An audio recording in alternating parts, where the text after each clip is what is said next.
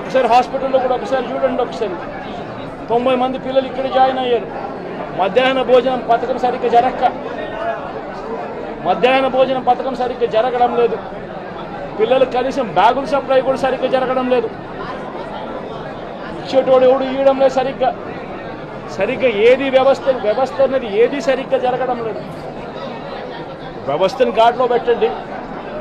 మీరు ప్రజలు మిమ్మల్ని ఏదైతే ఓటు వేశారో ఒక కారణం చేత మీరు ప్రజలు 10% మంది ఓట్లు, మాకు రావాల్సిన 10% మంది ఓట్లు మీ వైపు డ్రిఫ్ట్ అయ్యాయి అని అంటే కేవలం మీరు చేసిన మోసపూరిత వాగ్దానాల వల్ల డ్రిఫ్ట్ అయ్యాయి.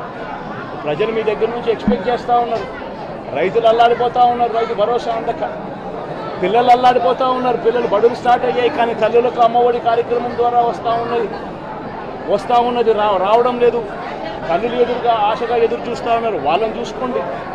అక్క చెల్లెమ్మలకి ఇస్తామన్నారు నెల 1500 రూపాయలు, అది ఇచ్చే కార్యక్రమం చూసుకోండి.